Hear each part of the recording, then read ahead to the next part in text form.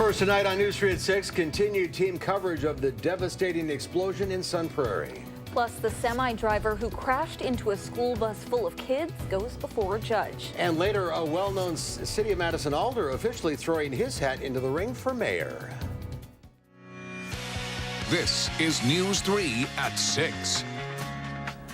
Thanks for joining us tonight. It's been nearly 48 hours now since the devastating explosion in Sun Prairie. In that time, we've learned about the firefighter and the businessman who lost his life, Captain Corey Barr, and about the community's incredible response in the face of adversity. Tonight, we continue our team coverage. Rose Schmidt and Adam Duxter are near the explosion site with the latest on the investigation, and Keely Arthur learning more about Sun Prairie Strong. Let's start with Rose near the scene. What have we learned today, Rose? That's exactly right. As efforts are underway to clean up this area, the people who live in Sun Prairie are finally getting some answers about what led up to that explosion on Tuesday night and causing some of that devastation that you see here on Main Street now. We've learned that Verizon Wireless contracted with Bear Communications to improve its wireless network. They were working on a fiber project in the Madison area, including here in Sun Prairie, but there are still questions about whether the proper procedures were followed. Right now, the city's mayor says he's looking toward the future and helping people in his city. At this time, the death investigation is ongoing, so no rebuilding will occur until that has been resolved.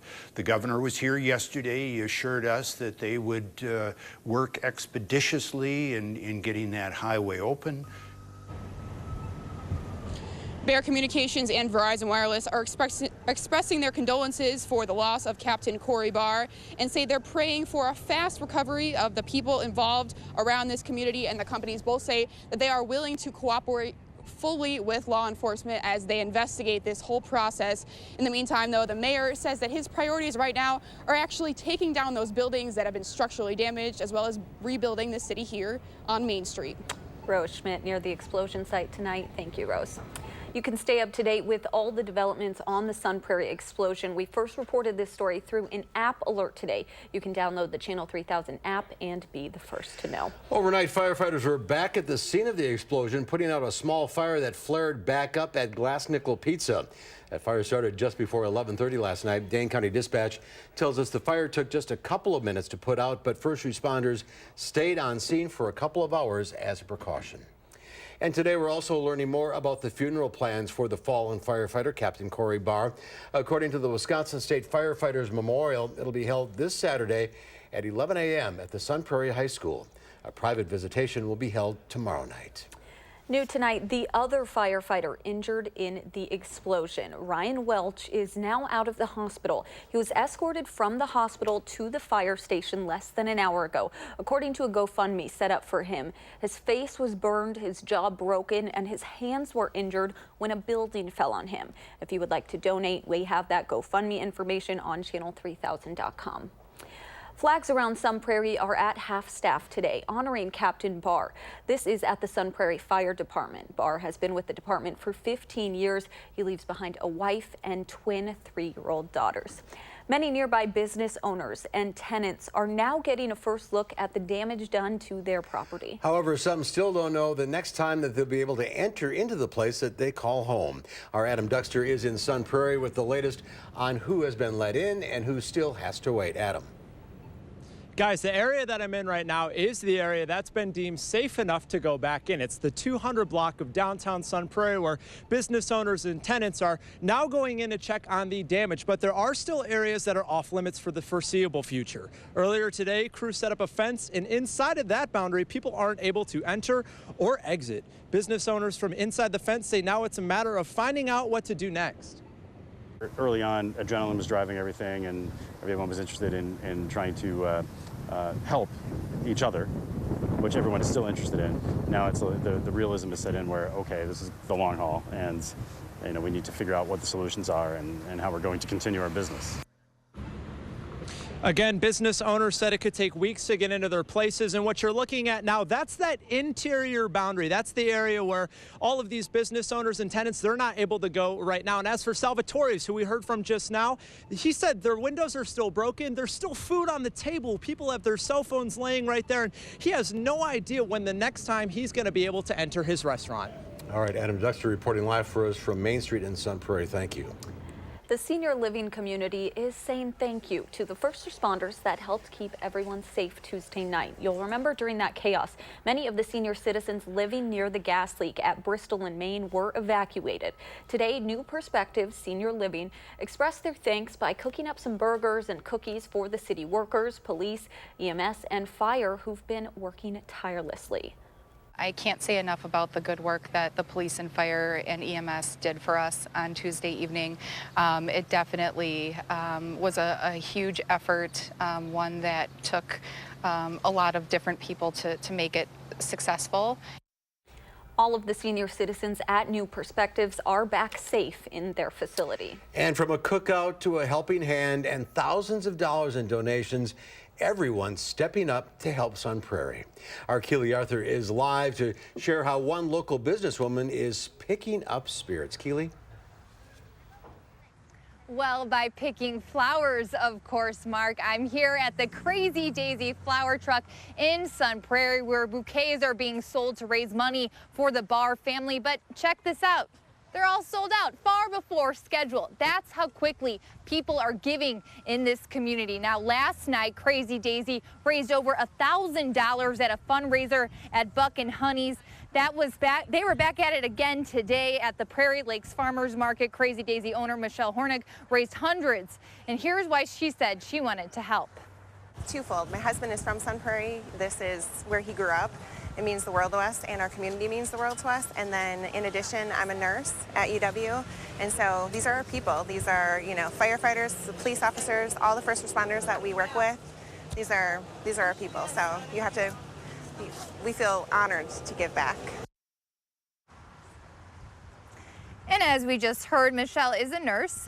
This is one of her former patients with her children, Mia and Isaiah. They emptied their piggy banks this afternoon, giving all their money to Michelle's relief efforts. And when I asked Mia, why did you want to help? She said, well, I'm worried and I wanted to donate. If you want to donate, go to channel3000.com. We have a link on our webpage with all of the amazing ways you can give back to this community. Back to you. Amazing is the word for it. A lot of amazing people out there. Keely Arthur reporting for us tonight. Thank you. And as always, stay with News 3 as we learn more about the investigation, the community response, and the firefighter that is now just out of the hospital, and of course, Captain Corey Barr. We'll have the latest on News 3 at 10, and as always, all day long on channel3000.com.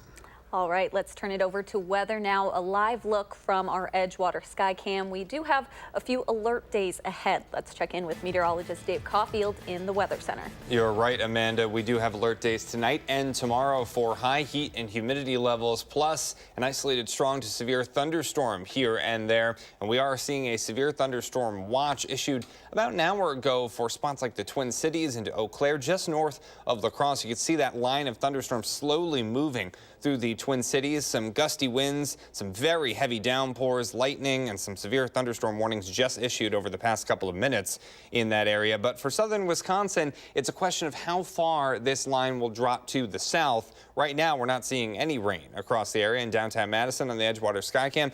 Currently at 86 degrees, southwest wind at 11 miles per hour. That dew point right around 70 degrees, so very uncomfortable air in place. Temperatures are in the upper 80s and low 90s across southern Wisconsin. Dew points in the upper 60s and mid 70s, so almost tropical air in town. A lot of fuel for any storms to tap into. It's just a question of how far they move closer to southern Wisconsin. It still feels like the 90s in many spots across southern Wisconsin, even into the triple digits in spots like La Crosse and Boscobel. This evening, temperatures will fall through the 80s into the mid 70s, very warm and humid, with a chance of some thunderstorms. We'll track the chances for thunderstorms as we head into this weekend in your first alert forecast in just a few minutes. All right, Dave, thank you. Next tonight at 6, the man accused of crashing his semi-truck into a school bus filled with middle school students is headed to trial. 42-year-old Wayne Murphy appeared in Columbia County Court today. Murphy accused of being under the influence of prescription medications when the crash happened. 20 people were injured in that crash. Court documents say witnesses saw Murphy driving erratically before the crash, and Murphy seemed unconcerned about the injured children following the crash on May 23rd. Murphy will be back in court for an arraignment at a future date, which has not yet been set. A prominent Madison alderperson is announcing his candidacy for mayor today. Maurice Cheeks has served 3 terms on the Madison Common Council, representing Madison's diverse 10th district. Cheeks' platform is built on tackling crime, housing affordability, and education to grow the middle class and create opportunities for Madison's working class. This is an exciting time in Madison. As we grow, we're seeing opportunity in our city, but as we grow, we're also seeing growing inequality in our city, which is going to be the central concern for the next mayor. Cheeks joins Satya Rhodes Conway. They are the only 2 candidates who have officially announced their campaigns. Mayor Paul Soglin, who is currently focused on his run for governor, has yet to state if he will run for re-election. Madison's mayoral election will take place on April 2nd of 2019. There's more to come tonight at 6 when we come back doing something good. We'll take a look at this special project for one special woman. You're watching News 3.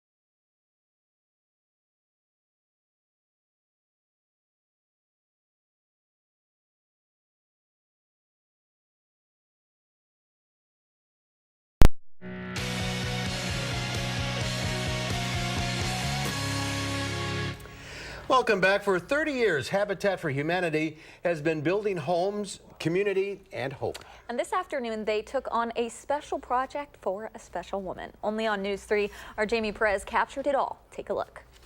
I know what I did. I turned it too far. On a hot and sunny day, you can find Margaret inside her home in Madison. But today is a little different.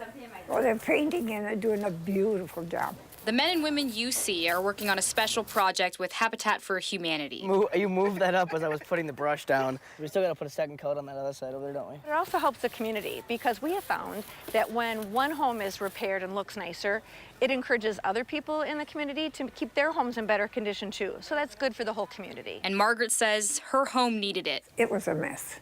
Is that your second coat, Brendan? I'm gonna get it done no matter what. So here we are with these hardworking painters, but they aren't just painters. They're all active members in the Navy. Now what's really special is her husband was in the Navy many years ago. Now, of course, he's gone. So she can maybe rekindle some of those memories, find out what's going on in today's modern Navy, and they can maybe learn a little bit too. Where else can a 92-year-old person talk to some guys who are just going into boot camp, share some of those things? And sharing she did. Margaret is not what you would call shy. Hey, you guys from Chicago? Don't fall off of there. I'll try not to. How you doing? I'm good. How are you? Are you from Chicago? No, ma'am. I'm from Alabama.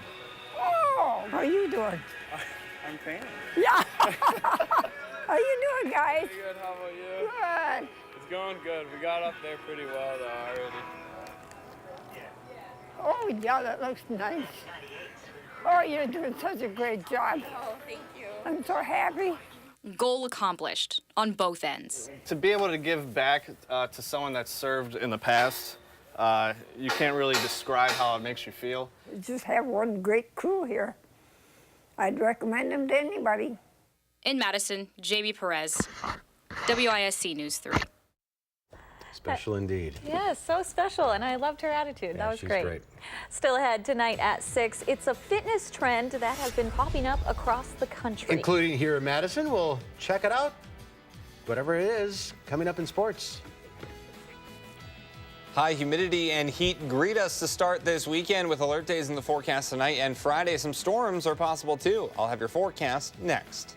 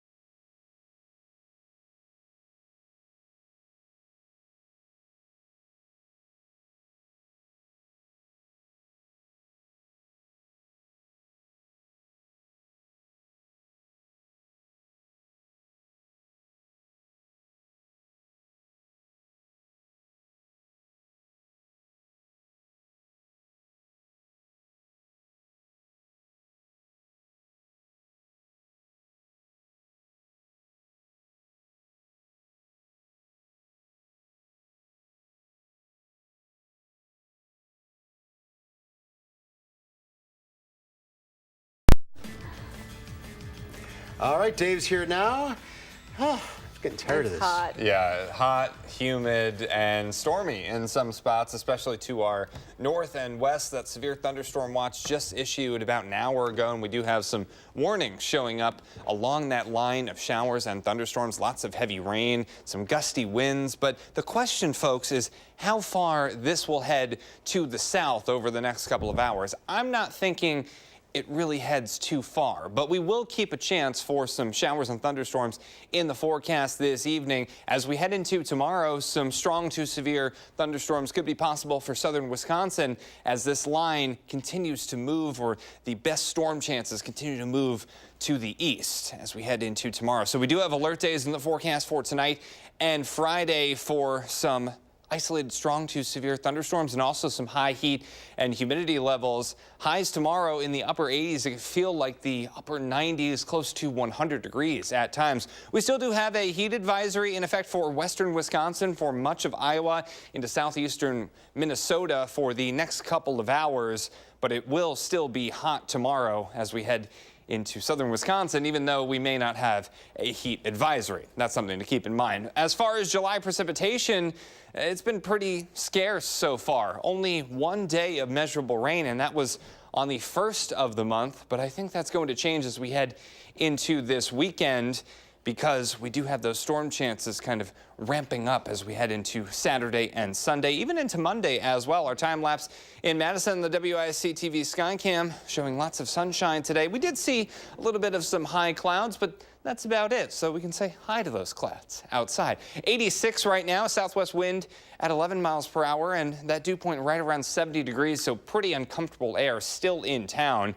And it will remain with us into tomorrow and into Saturday as well. Temperatures, some other spots, 84 in Watertown, 86 Janesville, 91 in Boscobel, and 87 in Viroqua. Dew points really starting to be air that you can wear outside, especially once we talk about dew points in the mid-70s across southwestern Wisconsin. No thanks. And we have seen more humid weather over the last 24 hours, about 10 to, in some spots, close to 15 degrees more humid compared to this time yesterday. Heat index values, it still feels like the 90s outside for many of us, and for some, it feels like the triple digits right now. Wind speeds bringing that southerly flow at about 10 to 15 miles per hour, helping to bring that warm and humid air into town tonight. Temperatures in the 70s as we head into tomorrow. Very warm and humid with a chance of showers and thunderstorms. Future track heat index for tomorrow, it could feel close to 100 degrees. And as far as the rain goes, again, chance of showers and thunderstorms into this evening and tonight. For tomorrow, a slight chance of a shower and thunderstorm until we get into the evening hours. That's when I think our storm chances really start to ramp up. And we still could have some more showers and thunderstorms on Saturday, bringing about 1 inch to 2 inches of rain. A lot of downpour possibility in these storms. So that's something to keep in mind. A quick look at that 7-day forecast. You can see as we head into Tuesday and Wednesday, that's when our weather turns nicer. Temperatures near 80, lots of sunshine and low humidity. If you're looking for a new way to exercise, you might want to take a look at The Reformer.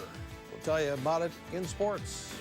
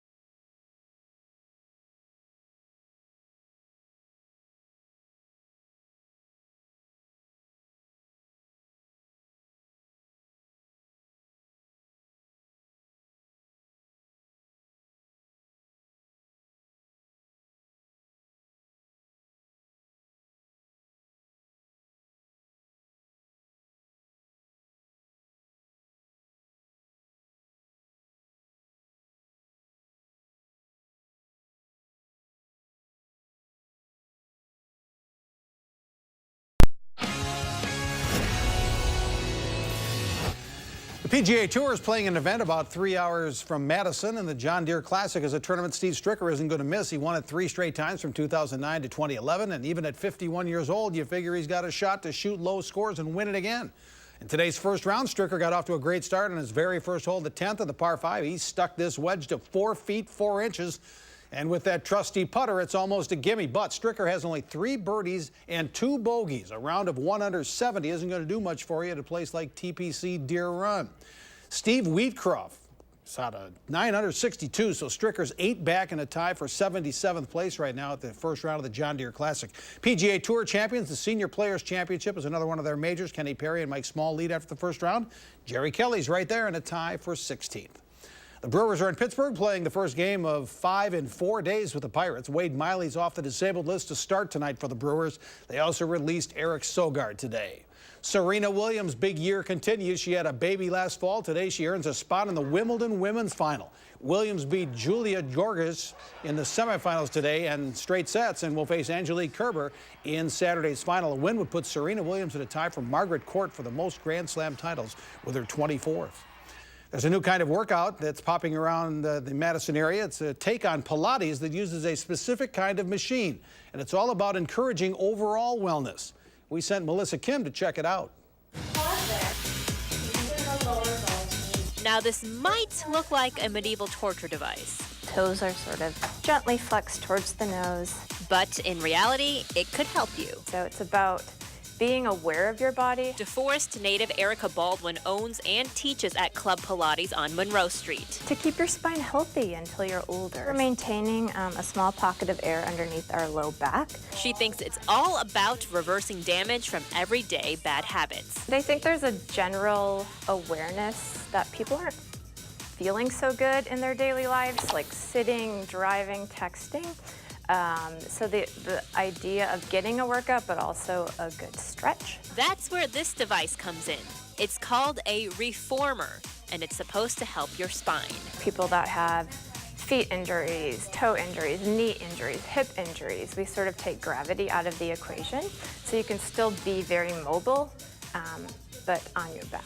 And strengthening your muscles at the same time. We want to keep it flexible. We want to keep it lengthened. We want to have good posture, open chest, head stacked over spine, not in front of spine, because the minute that happens, we often feel it in our low back. All building towards a more conscious lifestyle, which Erica has definitely seen. Millennials are eating more healthy than their parents, for example. There's definitely a general awareness, and people are building it into their daily life. In Madison, Melissa Kim, News 3 Sports. Whatever it takes. The two youngins were flexing the entire time. You and I are just sitting there like, oh my God. She said good posture. We both went like, oh, gotta fix it. All right, keep an eye on some storms. Yeah, we got to fix this humidity and heat. We are watching those storms right now close to the Twin Cities and moving into Eau Claire over the next couple of hours. I don't think that line will get too far south, but we do have a chance of maybe a shower or thunderstorm tonight and more storms possible tomorrow. All right, that's our time for now. We'll see you back here at 10 o'clock. Have a great evening. Thanks for watching.